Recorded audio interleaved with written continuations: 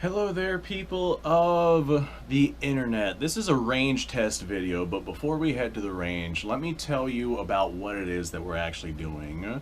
So I wanted to test to see if some 5F black powder would do relatively okay in a cartridge firing system. Basically, any kind of smokeless powder cartridge firing system would probably work for this.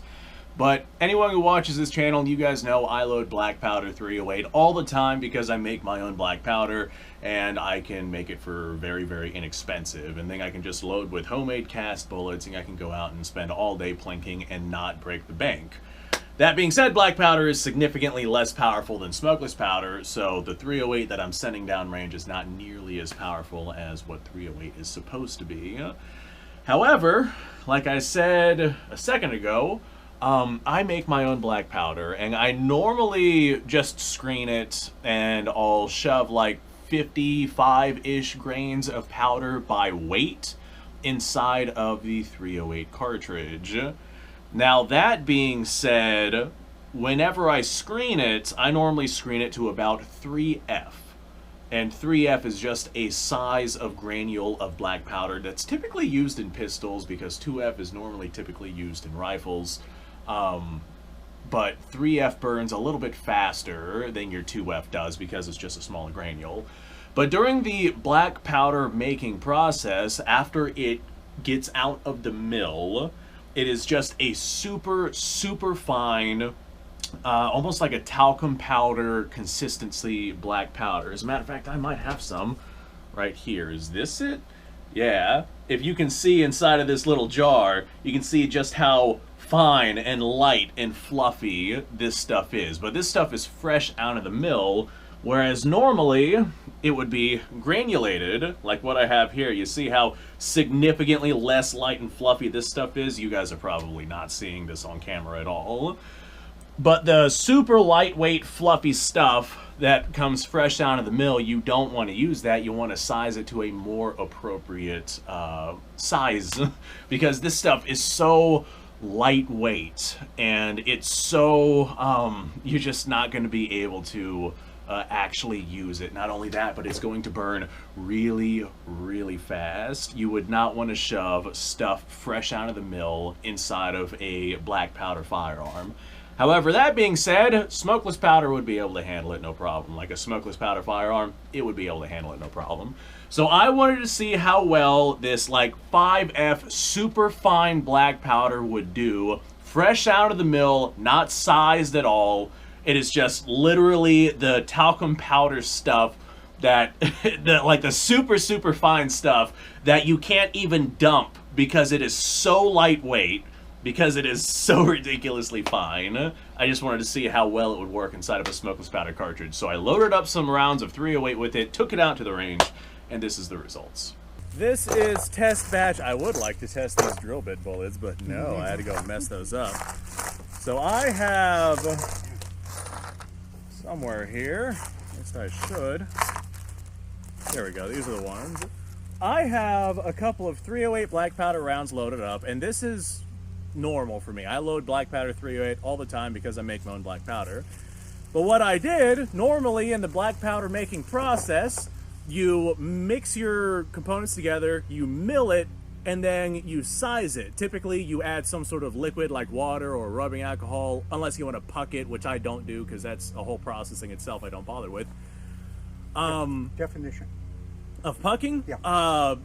You basically compress it to a certain ratio to make more dense black powder, and I don't bother with that just because I don't need to with the things that I do with black powder. Well, you're talking to two non-gun guys here, so we But normally you size it by getting your powder wet. It turns into like a wet clay, and then you run it through like a grate or a I use a colander for spaghetti noodles because it makes the perfect 3F size powder grains. And then you let it dry on, say, personally, I just kind of use a cookie tray. It works. It really does work. But I wanted to see if I could skip that process altogether. So what I have here in these 308 rounds is just the talcum powder style black powder that comes right out of the mill. It's super, super, super fine. And this is not something that you would want to put through a black powder gun because it burns really, really fast. So we're going to be firing it through a smokeless powder gun. And if it works relatively well, then it's probably just what I'm going to do, and I'm not going to bother with the wetting and sizing and all of that. Because most of the guns that I use black powder through are smokeless powder guns. I just do it to save money because I make my own black powder. So this is just me seeing if this stuff is going to work. Because this stuff is so fine that as soon as the powder in the back ignites, it might just push all the rest of the powder out the front. I don't know. So we're gonna see. We're gonna see. I think it's gonna work okay though. It might not be something that you want for black powder guns, because again, it's gonna burn super, super fast. But in a smokeless powder gun, we might be okay. Should be, maybe, hopefully. Okay.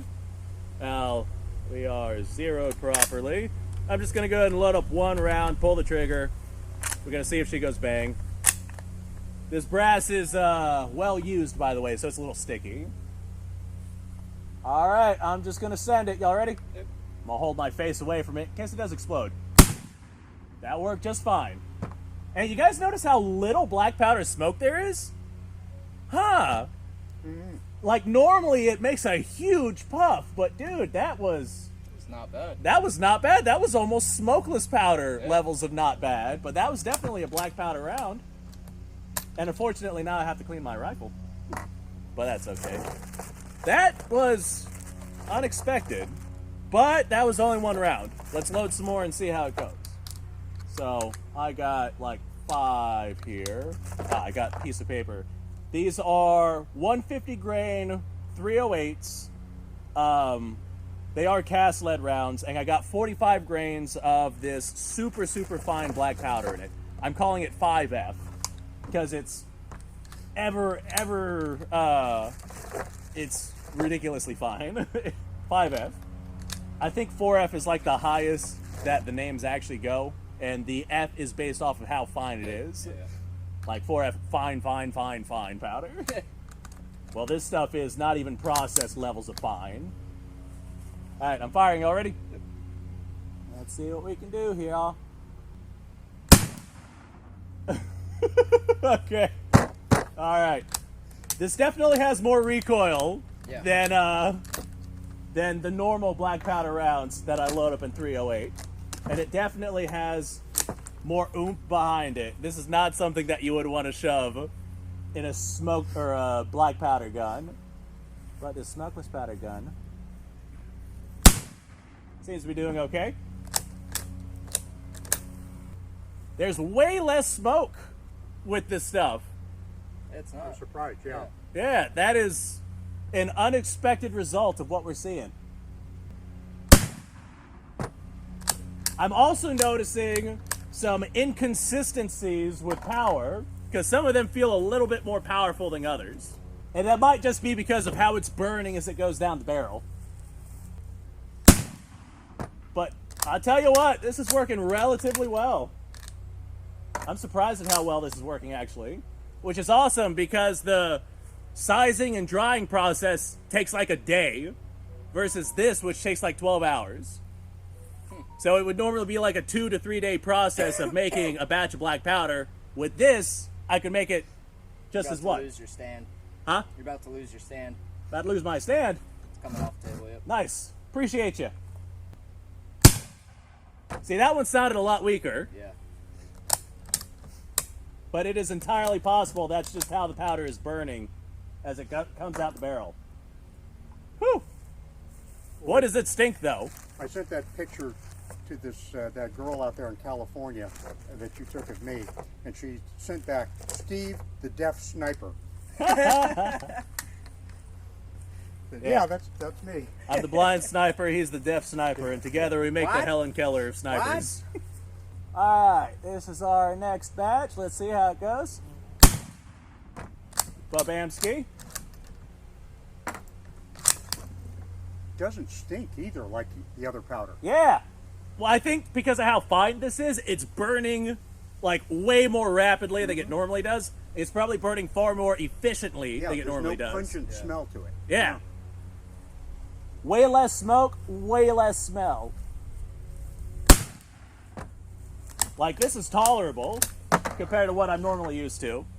Because normally, if I go shooting black powder like this rapidly, this much, dude, this whole thing would be covered in smoke. You've seen me shoot it. Oh yeah.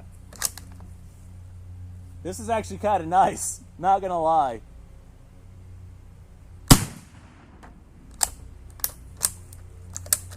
I am betting that it doesn't have very good accuracy though, because the power feels very inconsistent. So I'm betting that our rounds are probably smacking all over the place down there. Of course, I'm not exactly precision shooting here either. I just kind of want to see if we get any keyholes. All right, last few rounds. See, that one sounded and felt more powerful than the others. Sounded, definitely. Yeah. That one also felt a little toasty. Ooh, that brass is hot. Woohoo, toasty. Toasty toes. Except it's brass and not toes. That's awesome, dude. I noticed that the ones that sound and feel more powerful are the ones that don't have much smoke behind them.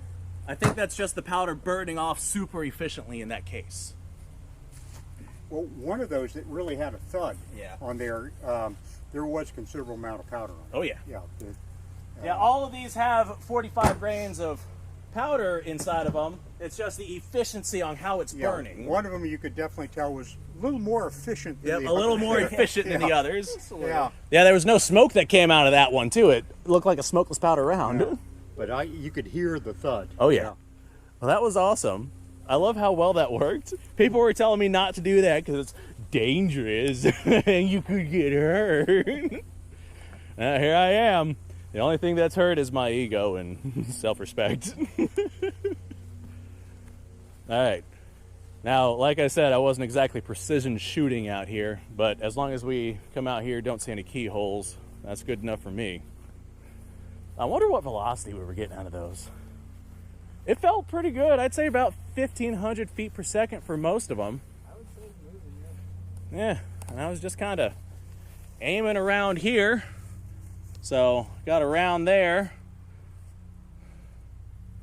I'd say most of our rounds probably hit a little low. Mm-hmm. Yep, because I see, Quite a cluster in there. yep, I see quite a few here that don't have marks on them. So I was aiming relatively in this area, but most of our rounds hit low. But that's fine.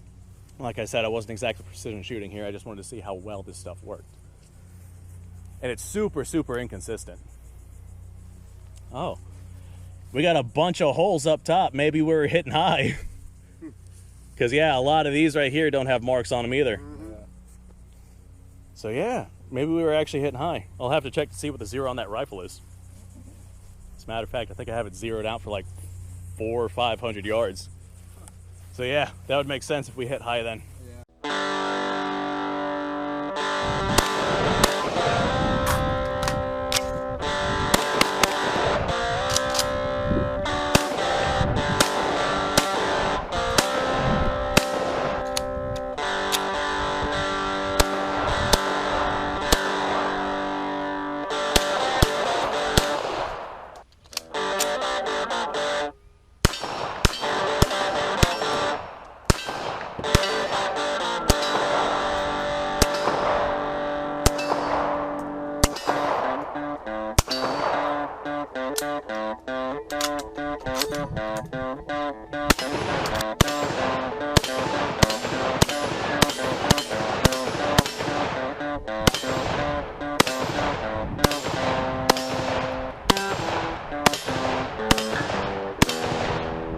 Been a little while since I've done this.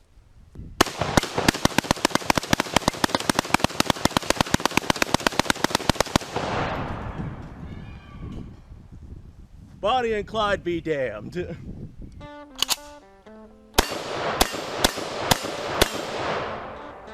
Poor man's Garen.